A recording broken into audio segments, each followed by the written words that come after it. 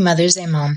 I remember being in grade 4 and we had a school assembly and they told us if we were being touched inappropriately to tell someone. Happy Mother's Day, Mom. I remember after the assembly, I got the courage to tell my grade 4 teacher, and then the cops came and picked up my brother and me from school.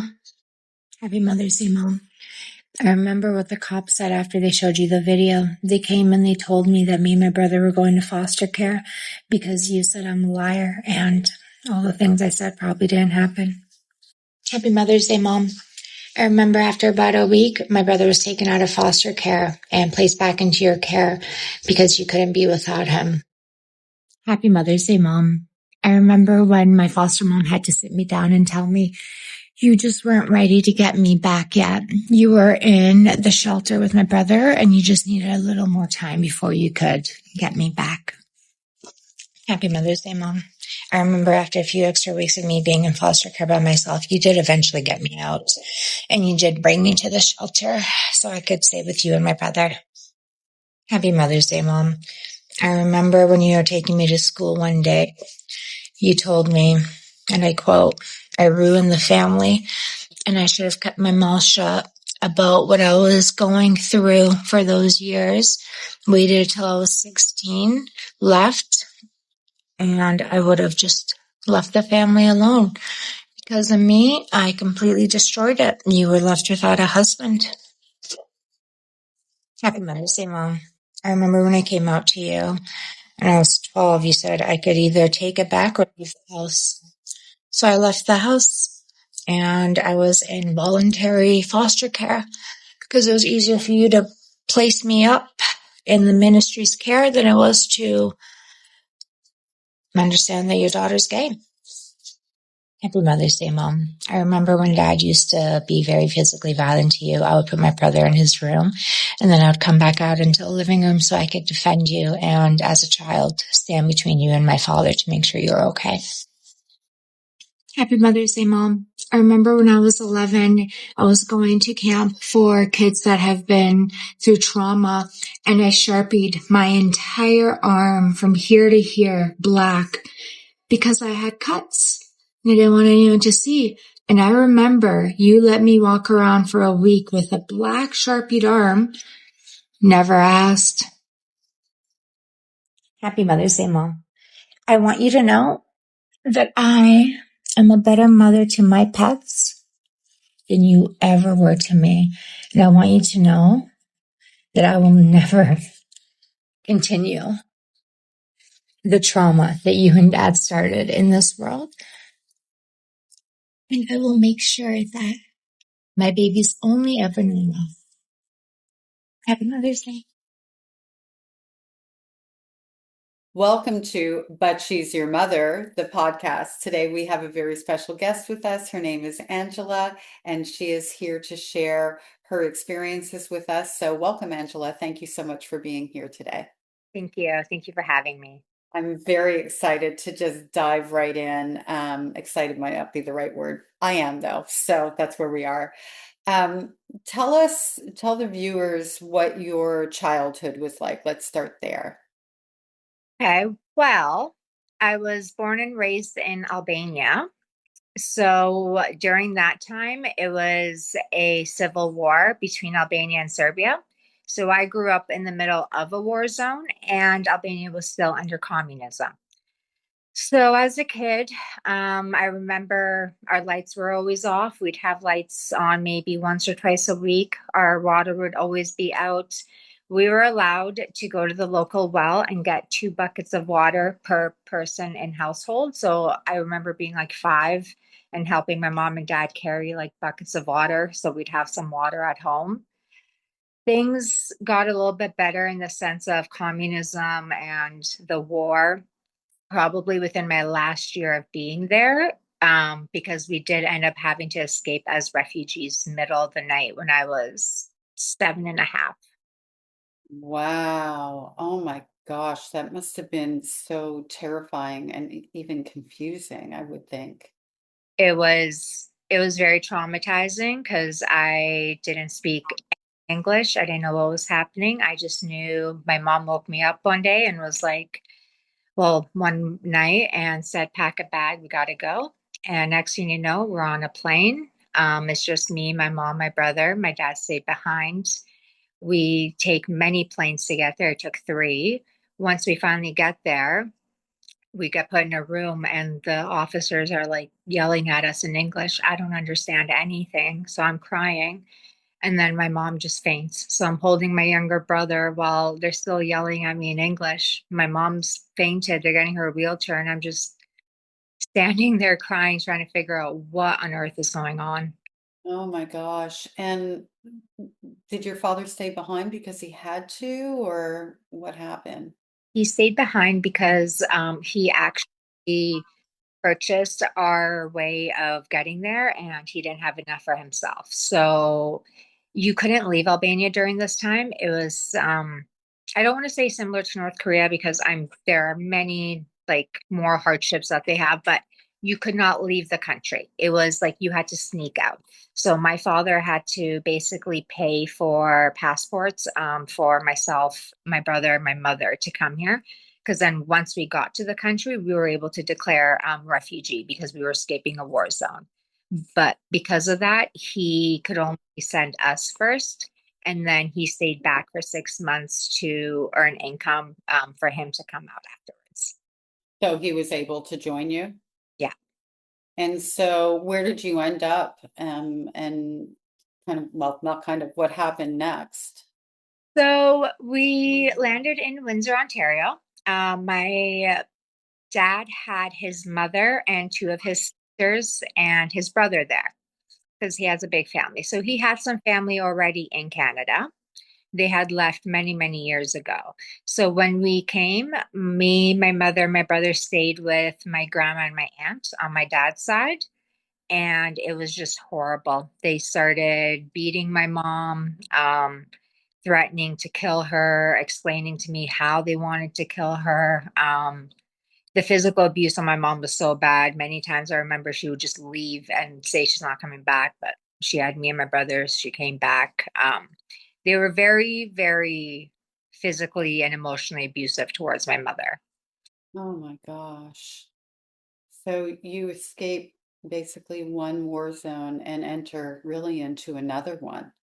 Unfortunately. And the other one ended up being a family one. So it was more shocking than anything. And did you grow up in that environment for the rest of your childhood?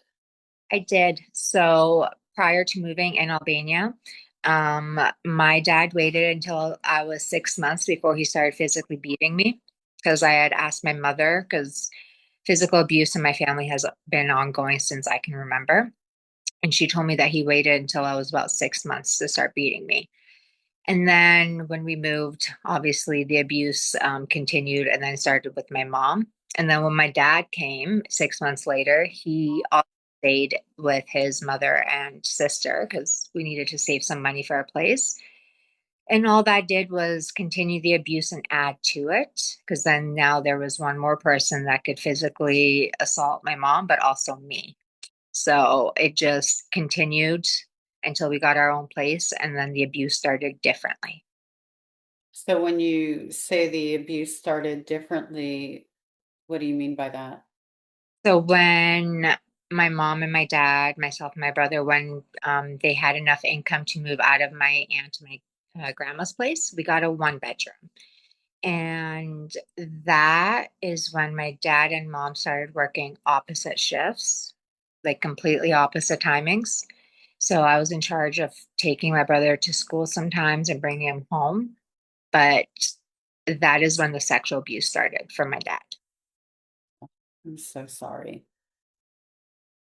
And so while this was going on, I mean, how old are you? And I mean, I'm assuming you're in school. I'm in grade two. I'm in grade two. I would have been about eight, 8.5. And it started not once in a while. It started one night and then waited a couple nights.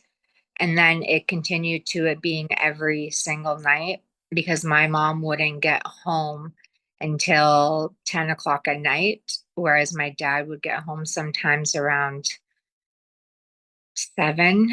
And by then, I would have already brought my brother home from school, made sure he did his homework, fed him dinner, and then put him to bed because I know what's about to happen afterwards. Oh my gosh. So not only do you not have a childhood, you're also a parent in childhood, Yeah. in a culture shock and just so many different things going on for you. Did anyone like at school or anyone ever notice or intervene like in any capacity? No, because I was actually made fun of at school a lot since like the world has changed a lot now, but back then people would tease different lunches, like immigrants and stuff, a lot. It's a lot different than it is now. So my food was always like critiqued, made fun of me. The teachers didn't really do much. I had one friend that I made in grade two, and I would say that was probably my only friend the entire time I was in Ontario. No one intervened, no one said anything. How did you cope? Um, I think that's when I started taking everything on and just saying, it's fine, I just have to do it. Because I would get up, I'd be covered in bruises, I'd get dressed. Side note, my dad only ever bought boy clothing for me ever since I was a kid. One of the photos I sent you of my childhood, I'm bald. It's because my dad wanted a son, so he dressed me as a boy for pretty much 10 years of my life. I'd get up, get dressed, make sure the bruises were covered, get my brother ready. We'd go to school. I would focus as much as I could on school. I'd stay indoors during recess to read because nobody wanted to hang out with me. And then I would try my hardest to stay after school to see if they needed help or anything, but they didn't. So then I'd walk my brother home and we'd watch TV. He'd eat his dinner, do his homework, and then it just repeated. And I just kept telling myself, okay, just got to keep doing it. And so what was the turning point for you, like getting out of that? Like, were you a teenager? Were you an adult? Like, how did you Well, escape that? during this whole time, my dad was still being physically abusive to my mother, and he didn't really hit my brother. That's not to say my brother had an amazing childhood whatsoever, but I think he maybe in his whole life hit my brother once or twice. It was just a cultural man thing. But like I would remember there was one night where my dad had a metal rod in the oven because he was wanting to kill my mom and he had the phone cord wrapped around her, like strangling her. And my brother was screaming, so I had to put him in the room and lock him and got in between them, trying so hard to like save her. And this continued on for a while. Like by doing that, he basically beat me to a bloody pulp. One time, my mom was crossing the street of our apartment and she got hit by a semi truck. So she shattered her whole like arm, and the hospital was close, like to where we were. And I would have been about 9 at the time. I got a call from her at the hospital saying what happened. And her main fear was dad was going to come home and she wasn't going to be there. I was concerned about her, so I put my brother in a stroller and went to the hospital. And she did nothing but yell at me because she says I shouldn't have left. I just wanted to see if she was okay. So then when I got home, because I hadn't left my dad a note, keep in mind he can't read English, and I'm a child. My Albanian writing is slim to none.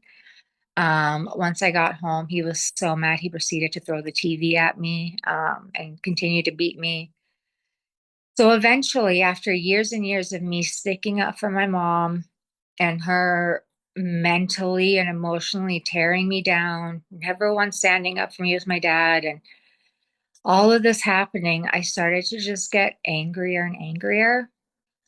And one day they had an assembly. I was in grade, I was in grade four, and they had an assembly, and it was one of those like dolls. I joke about it now because I'm like, oh, does that stuff work? It does. It does. I hope they continue the assemblies. And I was like, if you're being touched inappropriately here or here, like, please tell someone. And I was getting older enough to realize, obviously, it was inappropriate, but also the sexual abuse was keeping him from physically abusing me as much. And when I say physical abuse, it wasn't like a slap, like it was punches and like dragged by the hair, bite marks till I bled. So I kind of gave in because Yeah. I don't know. I think it takes another person that's been through it to understand. It was easier to just give in to the abuse than continue like the physical harm. And then during that assembly, when it was all said and done, I don't know if something just clicked in me. I was just so angry and tired and exhausted. And I was only in grade 4 and I just could not continue.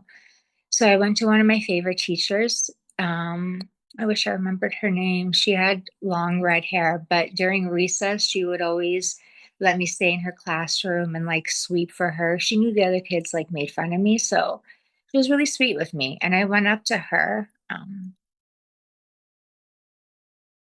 and I said, "Hey, I need to speak to you privately." And I started to cry. And this and that, told her the whole thing. Um, The thing was, it was a Friday. I remember we called social services, but I didn't want to be home when they came to take my dad because I was scared of what my mom would do. So they said they would wait until Monday when me and my brother were at school. They would then go and take my dad when he was at home. So I had to play the weekend as if everything was fine with massive anxiety because I didn't tell anyone that come Monday, I was going to be ruining the family. And then Monday came around. I went to school with my brother, and my dad was arrested. Wow. You don't even realize, I mean, you saved your own life, you know? But Yeah. I can't imagine the courage and the bravery that that took. I know that you said you were really angry. I just think there's so much more to that.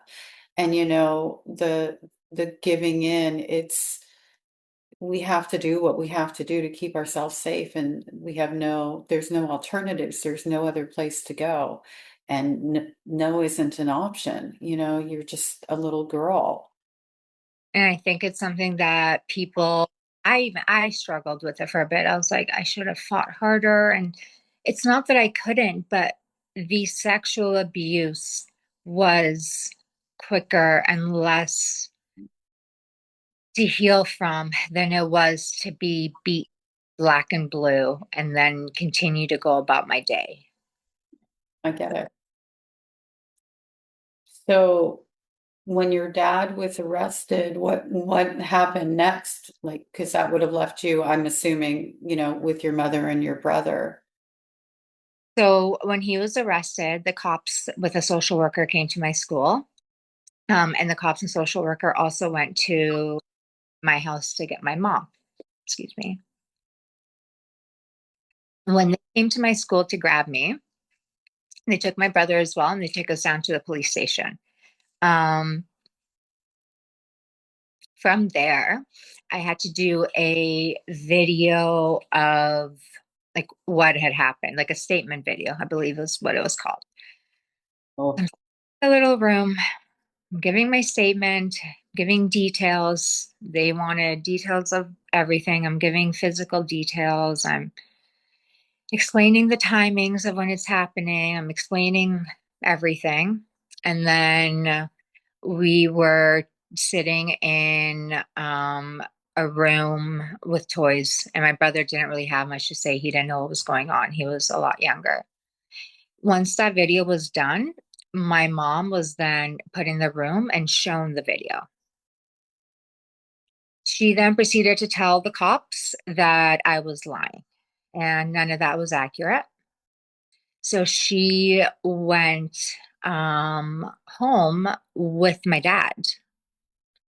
and me and my brother got put in temporary foster care. That was about a week and a bit.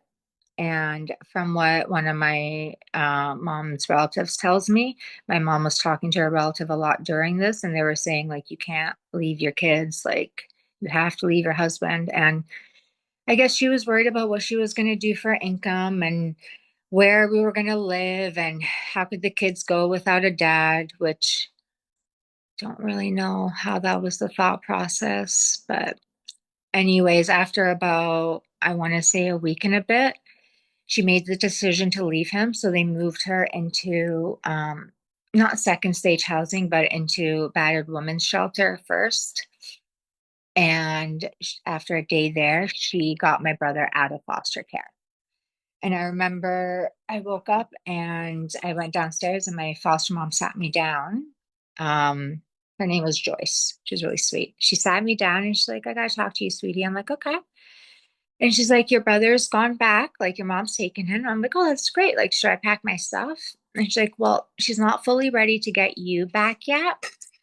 She says she just needs a little bit more time. So you're just going to be here a little bit longer. And I was like, okay. And I was there for at least an extra week. And this is the part that I struggle with. My mother refuses to admit that she left me there longer than my brother. I remember when I came out, I asked her why you left me there longer. And she said, I just wasn't ready to get you back. And I also remember when I was in that foster care, there was other foster kids there, and this one kid, don't remember his name, a few years older than me. He was 13, blonde hair. He inappropriately touched me like twice. I didn't tell my foster mom. I had already been raped by my dad. I wasn't trying to get to more extra things. But it kills me that she says it didn't happen, that she didn't leave me there longer. When my brother confirmed, yeah, I remember being at the shelter without you. My memory confirms my mom saying I wasn't ready to get you back. And my memory also remembers being inappropriately touched in the room because my brother was no longer sharing that room with me because he was with my mom. It's just wild to me. And I mean, we see this over and over again where the parent will just deny the reality, and they'll deny a reality that there's why would you not just say, yes, that's why, and this is why? And, you know, I don't believe for a single second that your mother was concerned about the two of you not having a dad. I think she was concerned about what things look like. And the reason I feel that way is because she called you a liar. So, you know, right from the get-go, which is what happens so often, right? Like, I'm the family liar. I've been that since I'm 4 years old. And I had awareness around that to keep you silent, right? So I don't like your mother was choosing herself in this really weird way, it feels like. She did. She very much chose herself. And basically, once I got to the shelter to live with her, in my opinion, the abuse got much worse. There was no sexual abuse. My mother never sexually abused me. She rarely physically abused me. That would have been more when I was a teenager and I started like fighting back. But the emotional and the mental abuse and trauma that she put me under, to this day, I swear on my dog's life that I love to pieces, that trauma did more damage to me than what my dad did. Like, I have so much more pain from my mom than I ever will from my dad. It lives in a very different place, and it's like, you know, like physical abuse is very tangible. CSA is very tangible. There's something about the insidiousness of emotional violence that, like, you can't prove it, you can't show it, and it's happening, and it is devastatingly painful because it forms all of your own opinions about yourself all the way through when that's happening. And I like what you said could fall out of my mouth. I mean, my mother dropped me out of a two-story window. In comparison to what she did emotionally, like my bones healed. My psyche took a much, much longer and will continue to be a thing, right? It was, yeah, it was definitely hard. And then we had to go through the court cases. And that took, I want to say, about 6 months to go through everything. We're in the shelter for the meantime, and we're going through the court hearings, and they found us a second stage housing. So we moved to the second stage housing, me, my mom, and my brother, and we're still attending the court hearings. I got up on the stand, and they had to put one of those screens because I didn't want to see my dad. And I explained, like, I said everything. They had one of the witnesses they chose was my grade 3 teacher. Her name was Miss Warren. She was a horrible lady. In grade 3, I used to come to school and tell her every day I didn't have a lunch because the kids were picking on me so badly for the food that I brought because it was Albanian food. So she would just give me goldfish crackers. That was it. That was fine. During parent teacher conference, she told my mom that they could offer financial support for food. Anyways, the whole thing came out. My mom said, nope, she's a liar, absolutely a liar. I pack her food. And I begged my mom not to tell my dad when we went home. She told my dad. He, again, beat me to a bloody pulp. But they had Miss Warren as one of my character witnesses. And she proceeded to say that I was known to be a liar.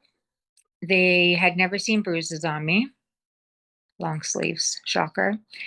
And I had lied the entire year about food, so she wouldn't put it past me if I was lying about that. I had very vivid imagination. What a horrifying person. I thought when you first mentioned third grade teacher, like I smiled, I thought it was going to be a good thing. Like it didn't even dawn on me that a teacher would end up being one of your abusers because that's child abuse, you know. Full on, and she could see the fear in my eyes when she was telling my mom, and I was like, please stop, because I was translating that whole parent teacher conference. My mom's English was still very subpar at best because her job was nighttime cleaning of like offices, so she wasn't really talking to anyone. So as my teacher is explaining what to tell my mom, I'm like, please, like, just not this much. And she could see the fear, and I genuinely just don't think she ever liked me. That came out, obviously. My mom was on stage, and they concluded that there had been significant evidence that my dad had physically assaulted my mom because she had bruises. There had been evidence that he had physically assaulted me because there was bruises. But, and in the words of the judge, I believe, from what my lawyer said, because there was no physical evidence of the sexual assault, aka there was no pregnancy, there was no video recording. Because there was none of those, they could not prove that to be accurate. So my dad was sentenced to 6 months in jail for domestic violence against my mother. That was it. And it was 6 months. And I think hearing that made my mom believe even more that it didn't happen. And I was specific with what things look like visually to the point where my mom, because he had physical attributes, moles, if you will, that I don't know how else I would know. One of the lawyers said her mother probably told her. I don't know what mother ever sits their child down and goes, do you want to hear about your dad's private parts and what they look like? That's very, very, very odd.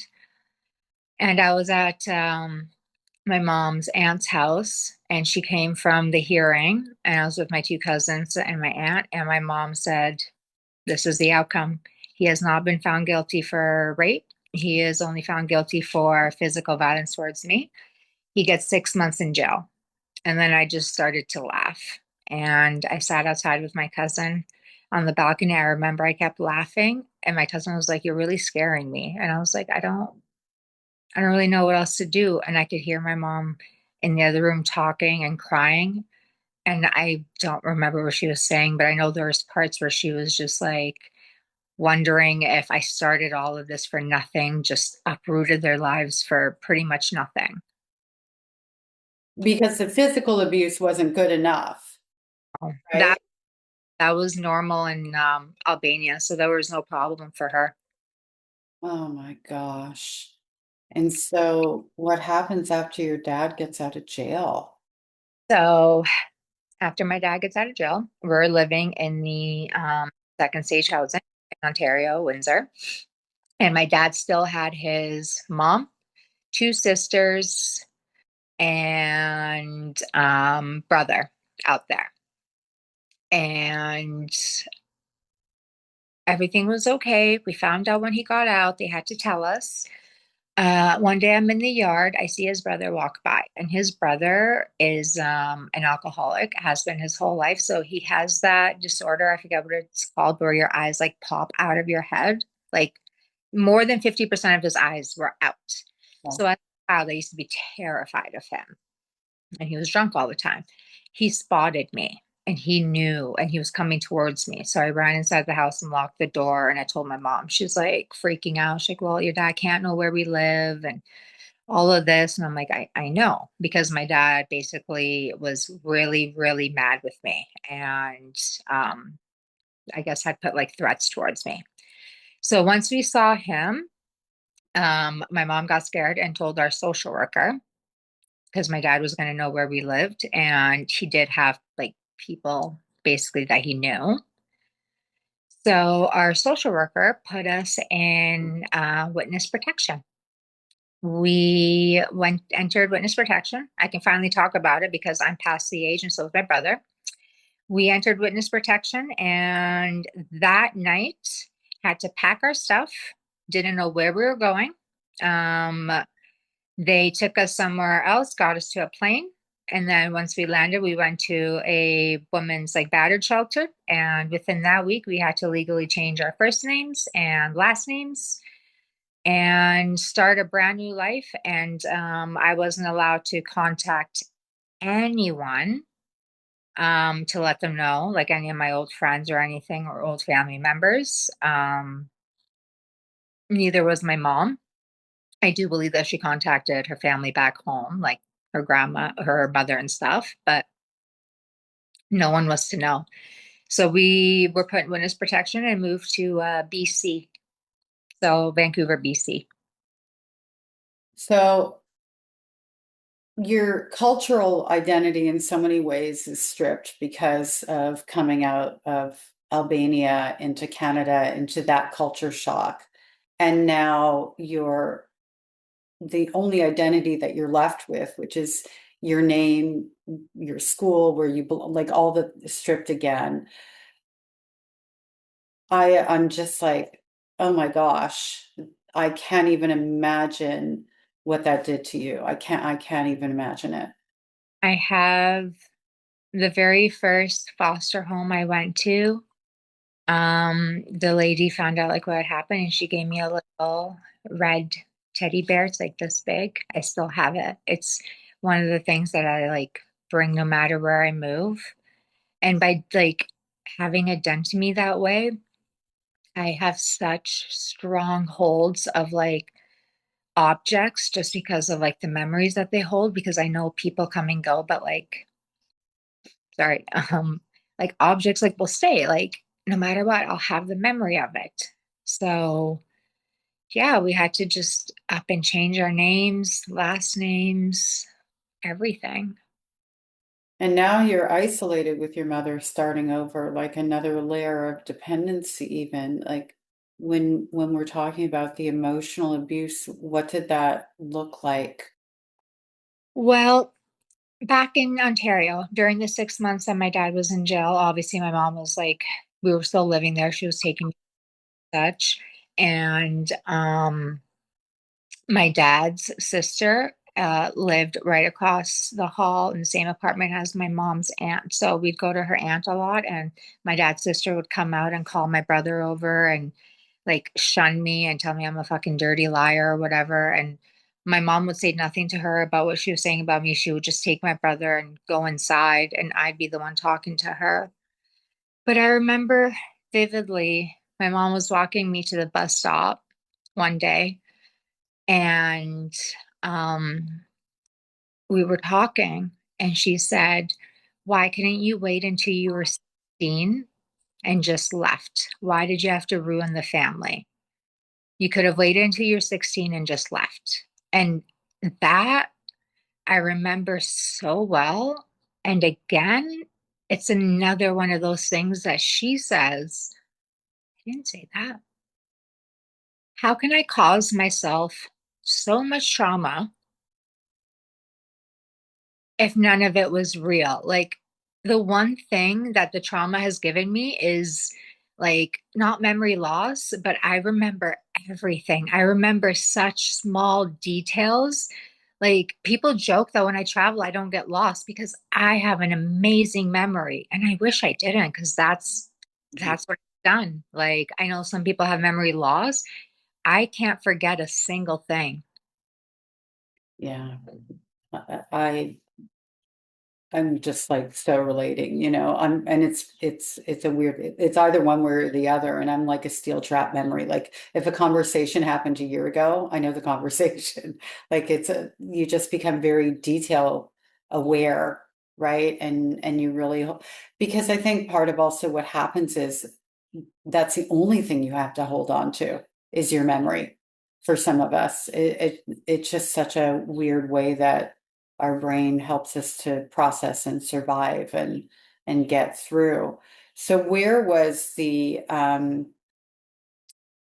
turning point in terms of like when did you leave home or how did you escape, and where did that leave you? Well, after we moved to BC, I was 10 and 10 and a half. Oh, I was like almost 11 because I celebrated my 11th birthday at the shelter. Um, they got us into second stage housing, and at the age of 11, that is where things started to get really bad between me and my mom. I started skipping school, probably due to the fact that I was traumatized from everything. And also, I forgot to mention in Ontario, I was put in a private Catholic school. And then when we moved, I was put in a public Surrey school. I don't know if you know much about the areas, but Surrey isn't the greatest city in North America. Forget Canada. I went from private Catholic to public Surrey as a traumatized kid. So I got scared. I didn't want to go back. So I started skipping, saying that like I'm sick. And that's when she would continue with the, well, you're a liar. And then we'd argue a lot about stuff that happened. I'd be like, why didn't like you leave? Why did you let this happen? She'd be like, oh, that didn't happen. And my anger started to get the best of me. I also suffer from a lot of mental health issues that were never ever like looked after at that age. So I have no, I have shame, but I have no embarrassment of sharing what I did to contribute to like so much of the issues afterwards. She would tell me to go to school and I would just scream. I'm like, I lost respect for her. She would try her hardest to wake me up, and I would like curse her under every word I could think of. But I had lost all respect for my mom. And then eventually she just like would yell back, scream back, call me a whore. I'd throw dishes. She'd throw dishes. She like hit me once. I hit her back. It was really, really bad. And then we moved to Coquitlam, which was a final stage housing. So cheaper rent, but like that's where we were going to be for a while. I turned 12 there. Things still weren't going well. I got a job at 12 because I needed like income because my mom had nothing, wouldn't buy me clothes to wear. And I also came out to her at 12. I was like, hey, mom, I'm gay. That didn't go well. She told me to either take it back or to leave. So I called my friend and I packed my stuff and I went and I stayed with my friend for a bit. And then I couch hopped with my friends on and off for 6 months while working until social service became aware. And then they put me in voluntary foster care. So that's what it's called when your mother signs you over. So they put me in voluntary foster care. So I was in voluntary foster care for half of grade 7, all of grade 8. And then after that, they said that I was okay to be back with my mom. And I was like, I don't think so. Went back there for grade 9, was there for a couple months. Things were really, really bad. During one of our heated arguments, she again calls me a slut, a whore, tells me that what happened didn't happen. And then I threw a plate. So she called the cops on me. So now the cops are there. They have me arrested in the back. Everyone in the complex is staring at me. My mom has no shame that her daughter's just sitting there and everyone is staring. My friend that lived right next door, her mom came out, and this is a friend that was my age. She literally went outside and started yelling at the neighbors, get inside. Why are you standing? Like, why are you watching this girl? And the cop felt so bad for me when like he could hear like what was happening because my mom was like, I want to press charges. And he's like, you really don't need to. She broke a plate, like we'll take her out. Like, I want to press charges. She was adamant on pressing charges. So I was like 12, 13 maybe. And the cop was like, okay, okay. And he just drove me to Lougheed Mall and let me out in the parking lot. And I called my mom and I was like, I don't have anywhere to stay. She's like, homeless shelter. So then I called my friend Nicole that lived right beside her. And her mom were like, yep, we'll come get you. So then I stayed with them without seeing my mom or talking to her, even though she lived right next door. I stayed with them for months on end because me and Nicole went to the same high school. And then I got into independent living at 16 because, again, I've always worked. My relationship with my mom was still on and off. I think for at least 2 years, I didn't speak to her at all. And then after independent living, I just chose to get myself out of it and um, been living on my own ever since. Wow. I mean, as someone who's been working since I was 14 and a half, living on my own since 13, like it just the the similarities of what you end up doing to have to grow yourself up and survive. And I just want to say to you, like going backwards, you being reactive to your mother, you weren't a contributor, she was a fire starter, and there's a difference. You were a little girl who wasn't getting any service or help or support, and you were reacting in the way any little child would be reacting in that situation. And I think that's really important, not to carry any weight of that on your shoulders because you don't deserve that. And, like, That's hard to hear just yeah, because I just remember like social workers and all my mom's friends always being like, I was such a difficult kid to deal with. Like, because I started using drugs when I was like 12 and drinking when I was 12. I got alcohol poisoning for the first time on my 12th birthday. Like, and her friends would always see me screaming at her. And my mother was such a different human to people outside. And they always just said, I'm just such a troubled kid and I'm a lot to handle. And she's doing the best she can. I remember I was 14 once visiting her, spending the night, and she was on the phone with her friend crying. And she's like, I can't do it. She just pushes me to my edge. I'm about to take all these pills and kill myself. And then I couldn't hear her friend, obviously. And she's like, no, I know she's not worth doing that. Like, I just can't do it. And then, like, I go to my room, shut my door, and self harm. And then I'm like, okay, like, I really am the problem. Like, I'm a lot to deal with. And like I was screaming and doing drugs and alcohol poisoning minimum 4 times a year from the age of 12 to about 18. I OD'd over 10 times. I just kept getting labeled as a troubled kid who kept yelling at their mom when she would try to like help, but she wasn't helping. She wasn't, yeah. She was presenting like she was. She was torturing you, and you were reacting to the torture. You weren't a difficult kid. She was a child abuser. All children are born the same way, and their environment is what forms them, right? If you were safe and you were being loved and cared for, none of those other things, turning to alcohol and self-medicating wouldn't have come into play because you would have had an environment that didn't create something that you needed to escape from so desperately.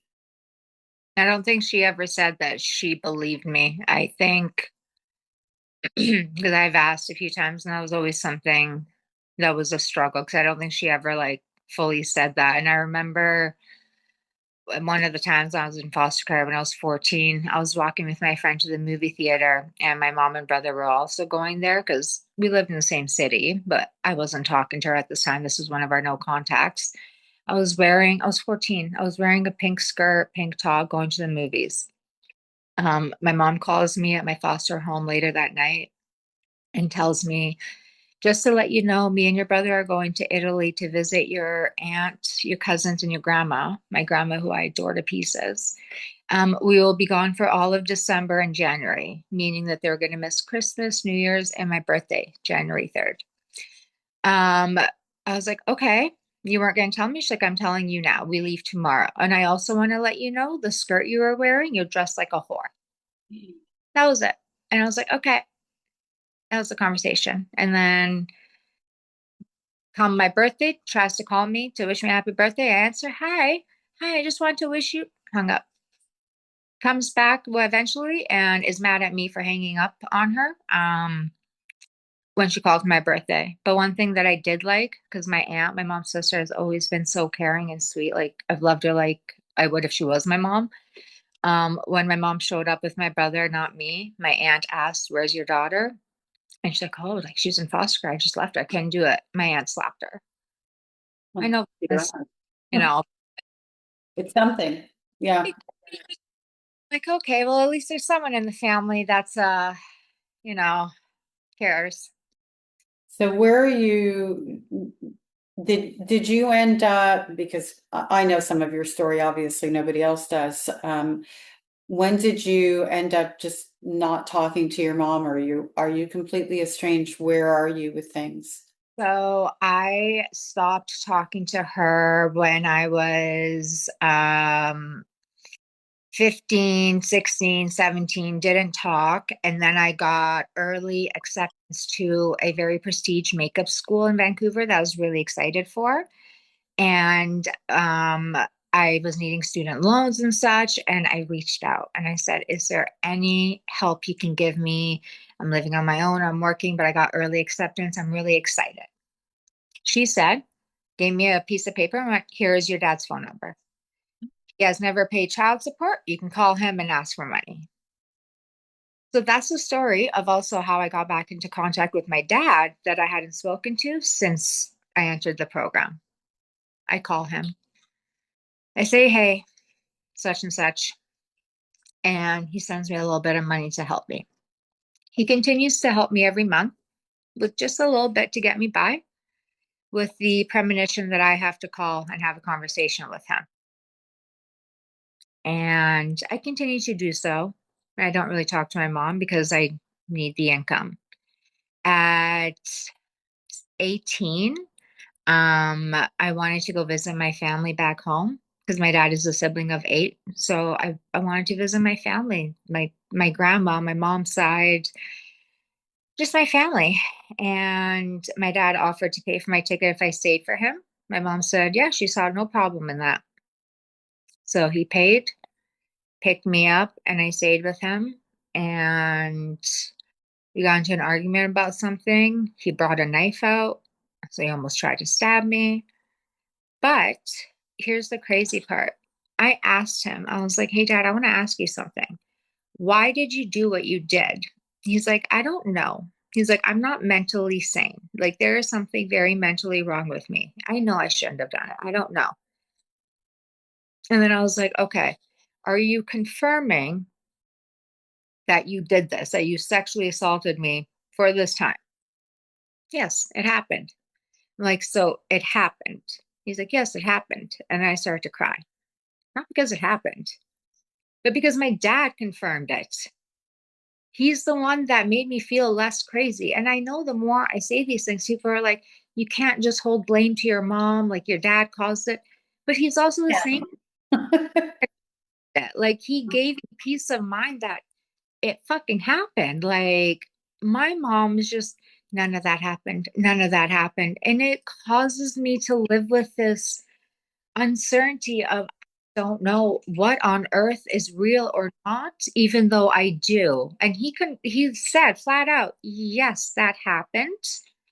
I'm sorry. I didn't forgive him.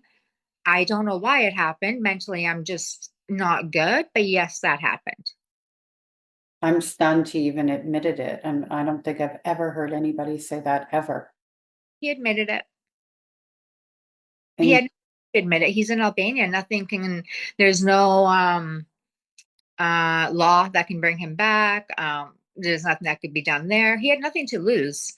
And he's a really horrible man in his violence and anger in general. So even his own family don't speak to him. If he like lost talking to me, I was the only person left that even communicated with him. how ironic is that after everything he did to you? Yeah. So after that, came back, finished school, and then for the majority of my 20s, at least the first 3 years, didn't talk to her. I did continue talking to my dad because I just felt really bad for him. There was no one else that like wants to see him when I go and visit, like my cousins on my dad's side, like they don't even see him, my aunts and uncles, and I don't blame them. He is a horrid man. Like he has massive gambling problems. He will be physically violent. He'll fight his family members. Like he'll scream. He is a horrible human. But I don't know what it is that just makes me feel bad to know that someone doesn't have anyone in this entire world. And if I can give even like some, because I know he's going to die alone. He's 77, 78. Lives in Albania, doesn't have the best health. Like, I know he's going to die soon. I just don't want him to die not having like anyone. And this is where, like, when we talk about estrangement, going no contact, and how hard it is to do, and, people like to make it seem like we just don't care and we flipped a switch, and they forget that our most primal need is to have connection to our parents, and that it goes against everything that we need to do what we have to do to separate. I mean, like, it just it's complicated. It's so obviously complicated. And your mother, putting you back in touch with him and putting you back in harm's way. It's like it must feel like she just hated you. I think she did. I think she very, very much hated me because her and my dad had an arranged marriage because she was 2 months pregnant with me after my dad had just gotten out of jail for 15 years. Um, and there's a 20 or 21-year age difference between them, that my dad's older. I do very much think my mom hated me or resented me. And yeah, I it could like it showed a lot more when I was older because in my 20s, like I said, I cut her out, stopped talking to her. I would continue phone calls with my dad once every month or two, just a minute. They're just minute calls. I always feel so gross after them, but it's his only like form of communication with anyone. And I continued no contact with my mom in my late 20s. And then I got my mental health obviously started to deteriorate. And I was still unmedicated. I hadn't gotten like myself on any medications for my diagnosis. So I started self-medicating and using. And it got so bad the last 3 years of my 20s, so 27, 28, 29, that my friend, one of my really close friends, thought I was gonna die. Like it was a miracle I made it. So she messaged my mom on Facebook and she's like, "Hey, if you actually like give any fucks about your daughter, you need to reach out to her. She is not going to make it." Like, and mom replied to her and said, "Excuse me, I do care about her, blah, blah, blah." Reached out and I was like, "I'm fine." A week later, I OD at home and I wake up after a day or two. And that was the longest I'd gone without taking any of my substances. And I was really happy. I was like, okay, I'm going to get clean, cold turkey. Called my friend. I want to mention she's also a nurse. And I was like, hey, it's 2 days that I haven't touched anything. She's like, do I want to know how? I'm like, no, no. But 2 days, I haven't touched anything. I'm going to go cold turkey off of it. She's like, okay, what you are currently using are the two things that if you go cold turkey, you are like, you're going to suffer a seizure or a stroke. It is not going to go well. I was like, okay. She's like, it's better to taper off. I'm like, okay. I can't taper off because if I take it again, the feeling will be too good. So I was like, fuck it. Let's see if she'll actually be here for me for once. I call my mom and I say, hey, I don't want to talk. I don't want to explain anything. I don't want any questions. I need you to listen. I've been addicted to such and such for the past 3 years. I am not doing well. I'm off of it for 2 days, but there's a chance during my sleep tonight I have a seizure or a stroke. I want you to come over, spend the night, not speak to me. Please, just for once, be a mother, be here. If I seize in my sleep, call 911. That's all I need. And she said, okay, I'll be there. So she came. Long and behold, in the morning, I woke up. I was delirious. I wasn't making any sense. I was walking in circles. I guess I had suffered a stroke.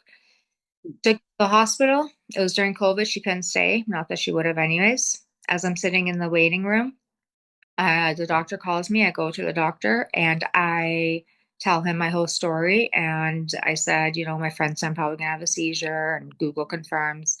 The doctor, again, looks at me as just a drug addict who's tattooed and goes, Dr. Google isn't always right. Why don't you go get up, have a seat in the waiting room, and we'll check on you later. The last thing I remember is getting up because then I had a seizure. And then I woke up in a hospital bed surrounded by nurses and doctors, but not that doctor. And then I was in the hospital for 3 weeks to detox because they had never seen so much fentanyl, Xanax, and alcohol in somebody's system.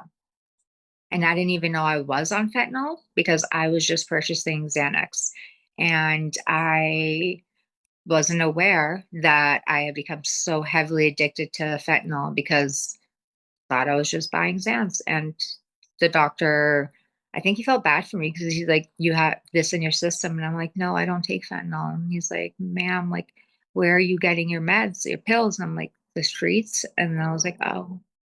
So yeah, he said he had never seen that much. It's a miracle that I was like making it. So I had to be there for about 3.5 weeks to detox. They had to put me on some other stuff because I just was not going to make it cold turkey.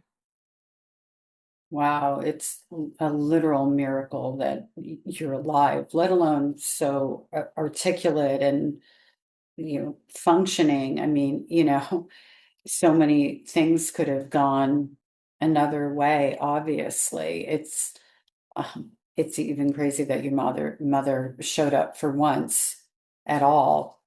I don't even have words. Oh my goodness.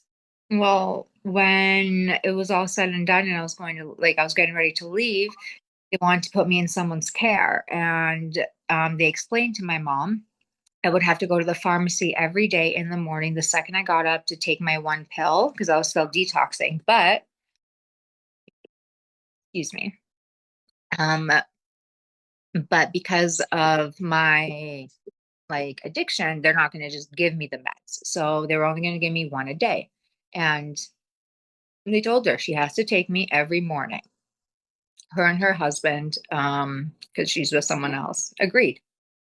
Sure, we'll take her every morning. And it's like very important because when I left, like I was still detoxing. Like it was in the middle of summer. I had like a scarf on, a hoodie. I'm shaking cold, like just wasn't doing good.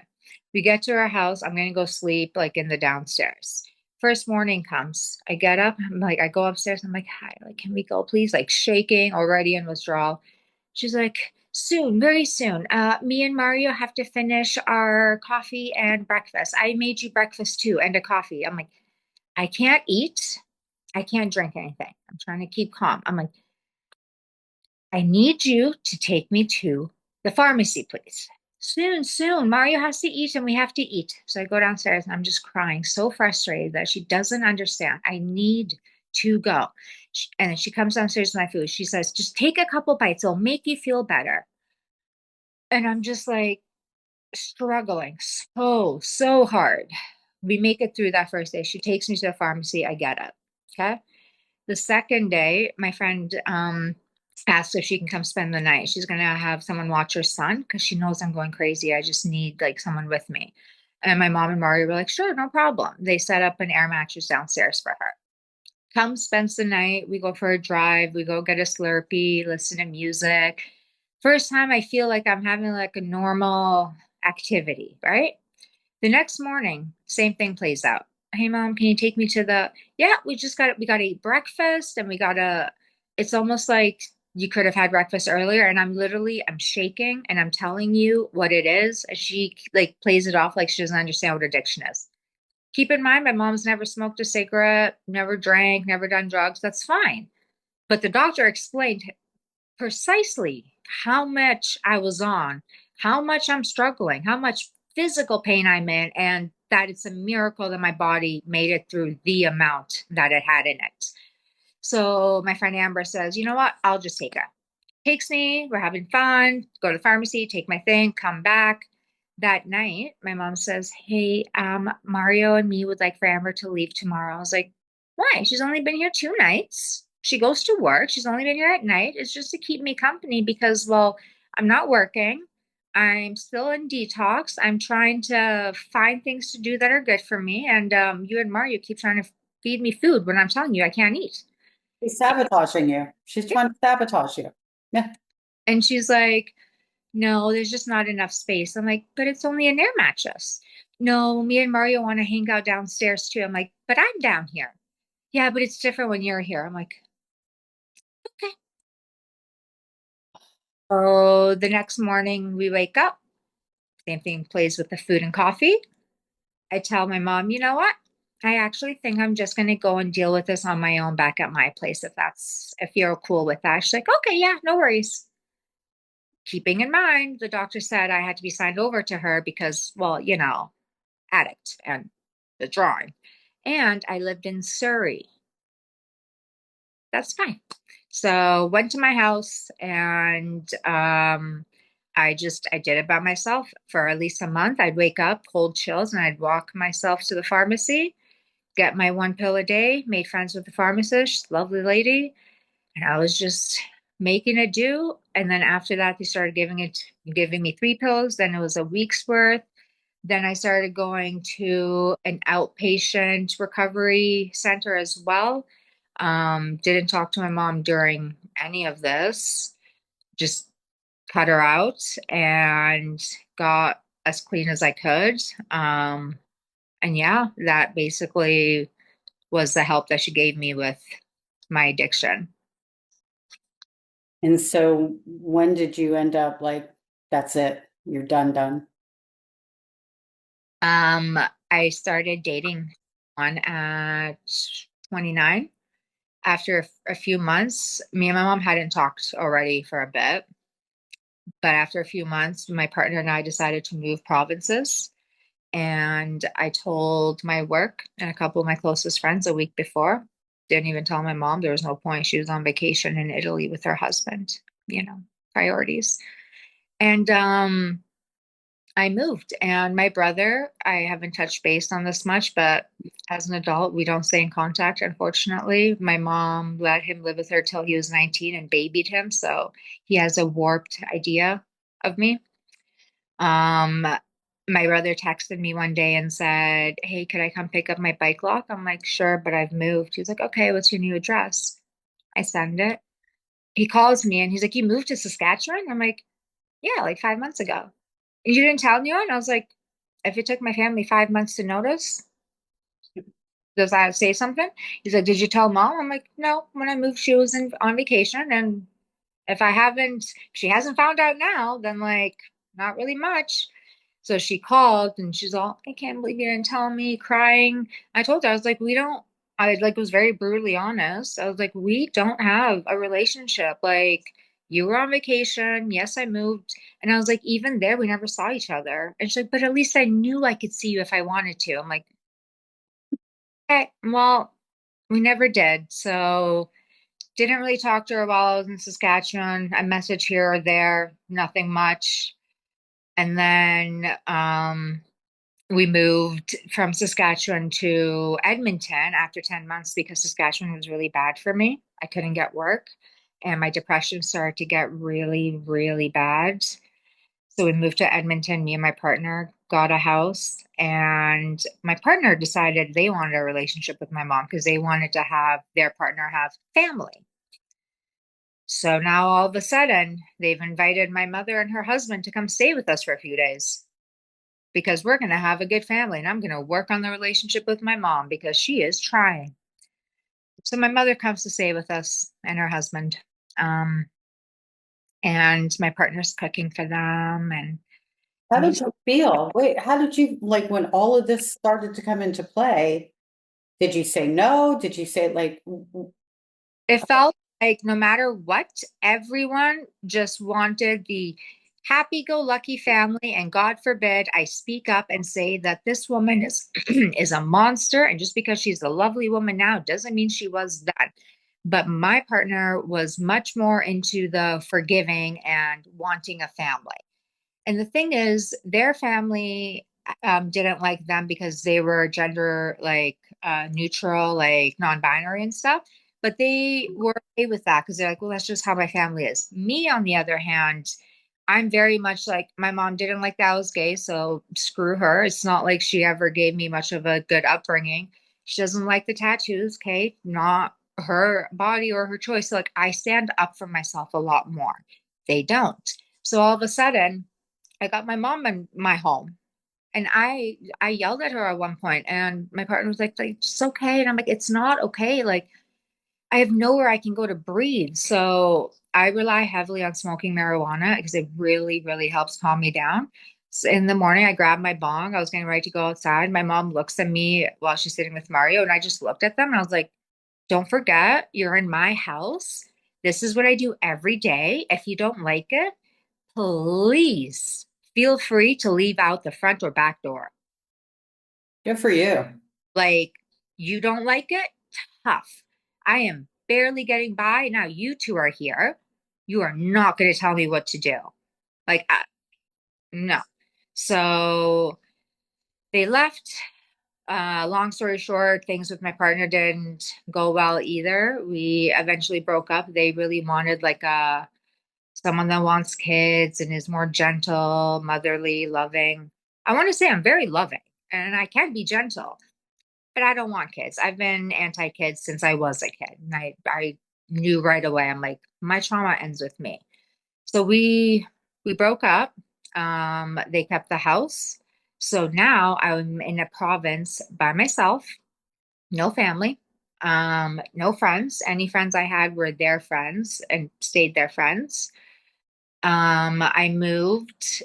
I have a job. I moved and I had absolutely no one to talk to. So I moved in September of last year to this apartment, working full time at the pet store. I got my cats and my dog, and I went to the doctors and I tried to work on my mental health, and they put me on medication.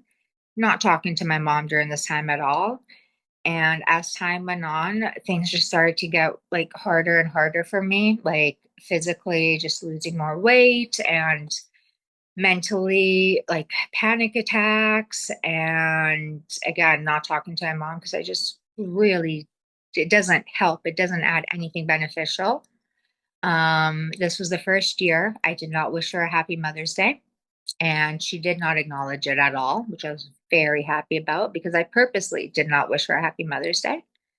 The few conversations I've had with her recently, when we've hung up the phone, she has only said bye and hung up right away because I've told her I do not like to be forced to say I love you. There is no love. You cannot expect something that is not there. And I was planning on keeping no contact. But a few weeks ago, I had an absolute breakdown at work. Um, Work was just going crazy. My boss just kept adding to it. I lost an aunt a week prior to that. My boss had zero sympathy and was pretty much just more upset that I didn't call to ask to leave early. Just everything started piling up. And I finally went to work on a Monday and just like actually broke down, like all my knees broke down, started crying and then laughing. And the laughing is what got me again. And I was like, okay, I'm having a breakdown. I can't. So I called my boss and I told her, like, I need to go home. I'm sick because I was like wanting to vomit. Went to my doctor's the next day, and my doctor said, like, you are absolutely in the midst of a breakdown. Your body is like finally giving out. Um, and prior to that, I finally got diagnosed with bipolar 1, AUDHD, CPTSD, and OCD with very severe, I think it was incurable depression for my bipolar. So my bipolar 1 has severe lows. Um, my doctor gave me a note to be off work for a couple months while I try and figure everything out. And this is probably the worst like I've ever been, like mentally, and just fully by myself, not knowing what to do. So my mom kept calling after Mother's Day. I didn't answer at all, hadn't talked to her in like months and months, and it always feels good not to like have any communication. But I haven't been able to clean my house because my mental state is just garbage, to put it the best way. I'm pretty much just here because my pet's still. So she offered to come for a few days and help me clean. And she said that she doesn't, like, she won't push, but I'm terrified because this is the worst mental state I've ever been in. And she's due to be here this Tuesday until Saturday. And I do need the help cleaning. I really do. And I don't have any friends here. If I did, I know they would love to come help me. If I had any extra income, I would hire someone to help me. But just being on medical EI is barely affording my rent. So I said yes, but I know it's not going to go well because she always wants a hug. And I tell her it makes me so uncomfortable. She always says, you don't love me. And I say, you know that. Please stop asking. Like, you're making it so hard for me. Like, she just brings me to tears. It's like, I don't understand why you don't love me. And she has this complex now in the last 5 years where she says I'm her savior. And like, she talks about me in her therapy group, saying that if it wasn't for me, she would have never gotten away from her abusive husband and I saved her and all of that shit. But that came at the expense of me and my mental health. And now at 33, I I don't want to be here anymore. And I'm apparently her hero, but she treated me completely different than you would treat a hero, especially at an age that I needed her. It actually sounds to me like she's just putting you in another position to show up for her by identifying you that way. It's not an appreciate, it doesn't feel like an appreciation of, oh my gosh, my daughter saved my life. It really sounds to me like another burden of responsibility on your shoulders. The stuff that she puts on her Facebook, my daughter is my hero. I would be nowhere without her. I am so thankful to have my daughter. where were these when you told your daughter that she lied about being raped, or when you chose your husband over her?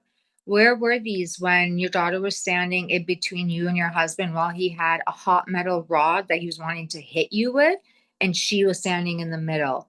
Where was this love when I told you not to tell dad that I lied about my school lunch because he was going to hit me? And guess what? He hit me. He bit me. He shaved my head and gave me so many bite marks on my back. I was bleeding.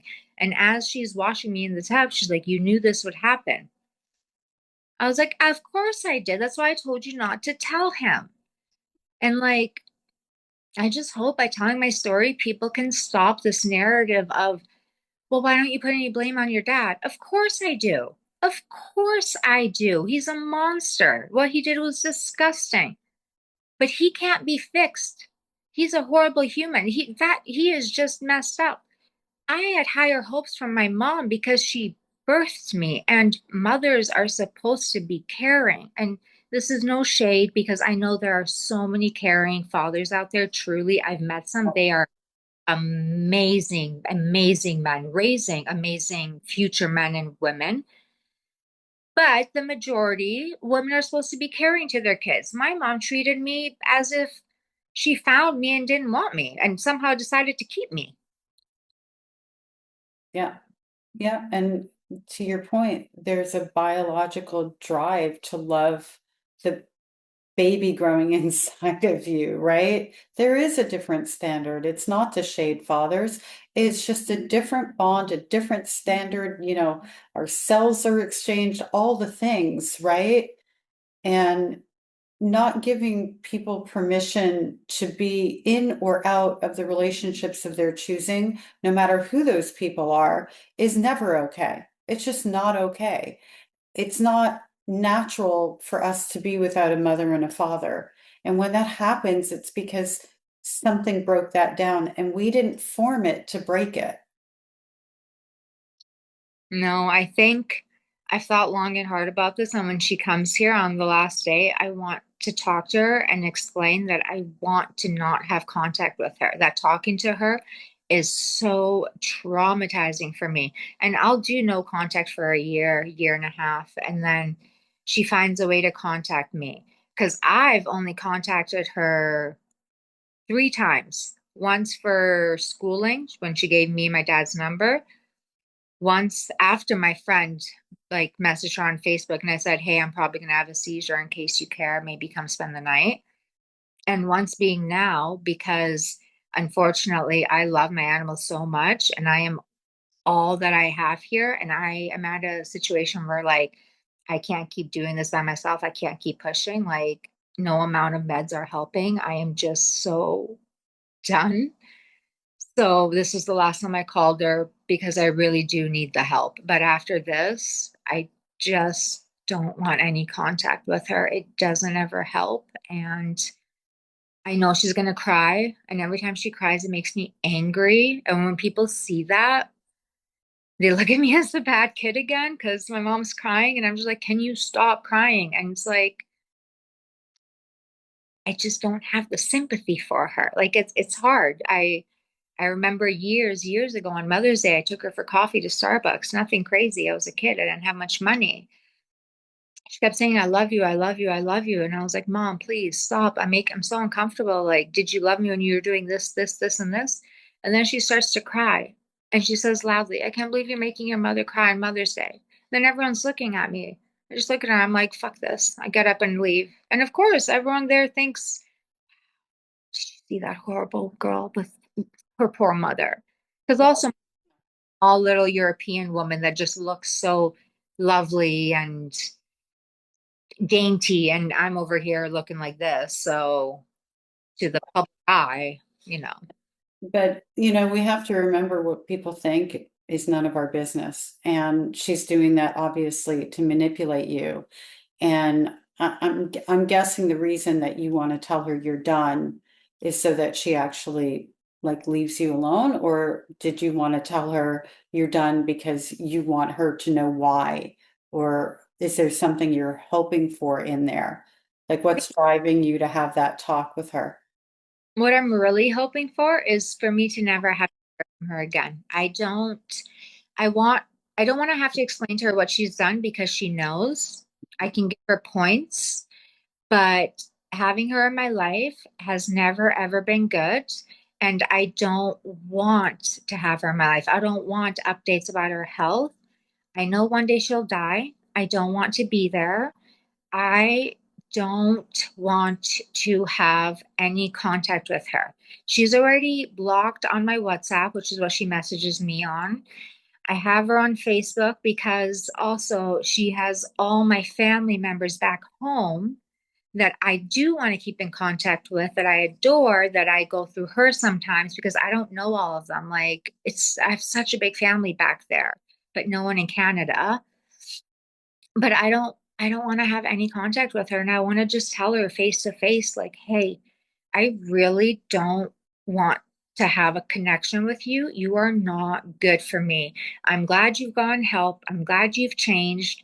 She used to run daycares. She is known as being a person that loves kids, loves kids. She was like main daycare holder for years, got her license to become like a daycare like worker. Loves them. So glad she's done this healing. So glad that when people meet her now, they think she's wonderful. She's okay with me being gay now. Will ask about my partners, will want to meet them. Perfect. I cannot ever get past the past because she will never admit to the things that she has said and done because in her mind they did not occur, and I will take it to my grave that they did occur, because one thing you can't take away from me is my memory.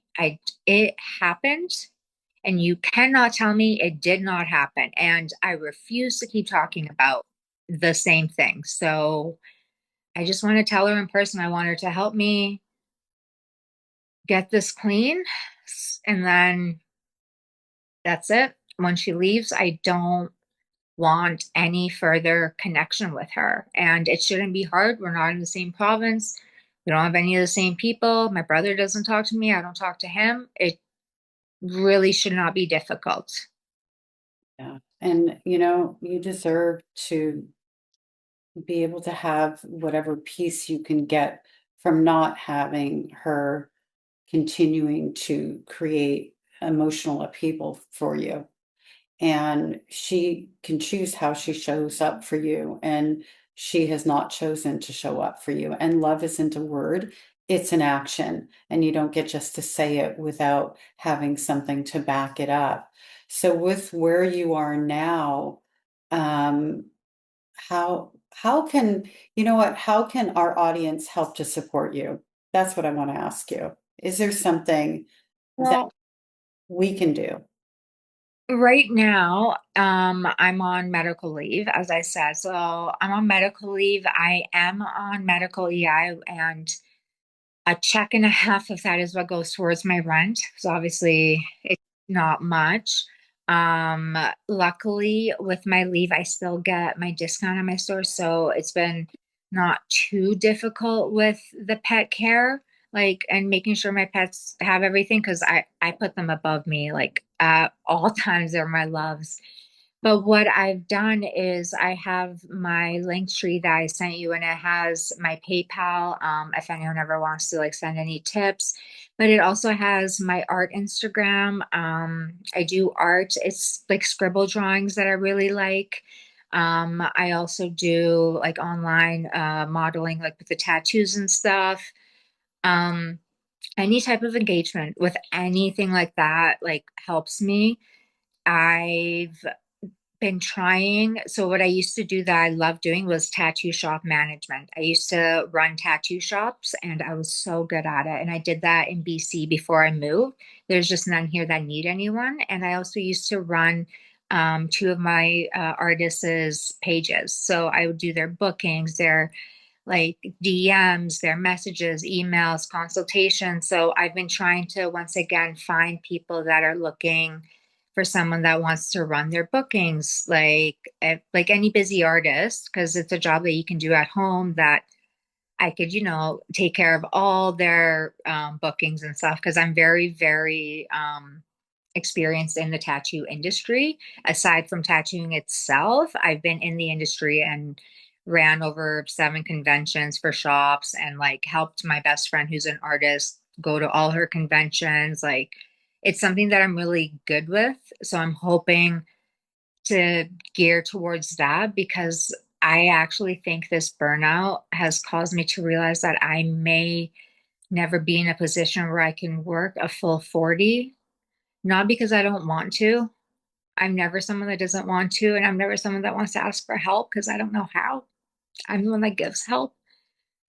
But I'm just so physically tired. And I know I always say that, but it's the only word I can use to explain it. Is just I'm so tired that I don't know if finally hitting this point will ever have me go back to fight or flight because I was just living in like fight mode. I was just going. I wasn't taking time for anything. And now that I have this time off work, I'm thinking about my life and everything that's happened and the trauma surrounding it. And I'm trying to take care of like my mental health, but doctor's appointments cost money. It's a plethora of things.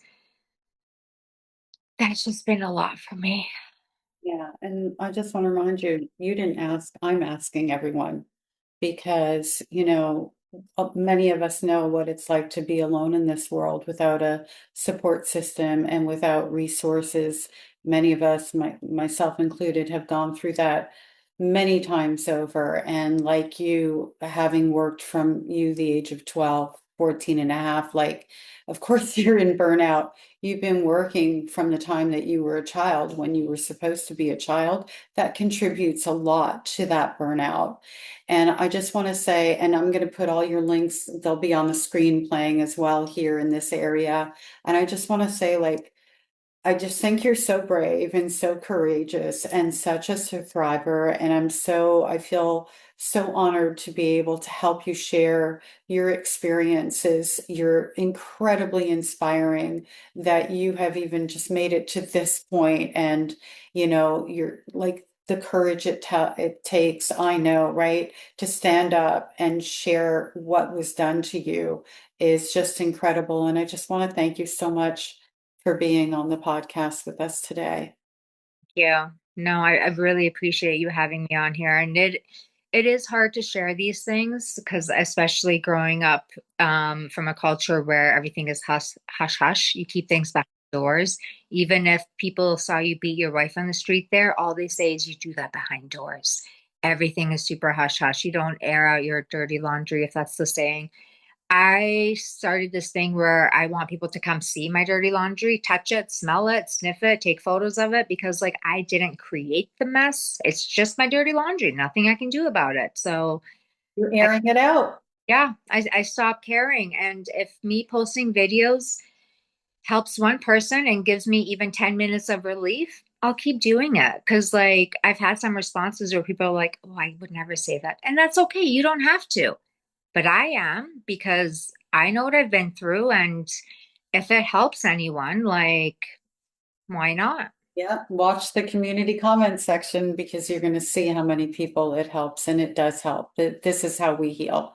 This is where we really get a lot of healing from. So thank you again for being on. I'll end it this way, but she's your mother, the podcast.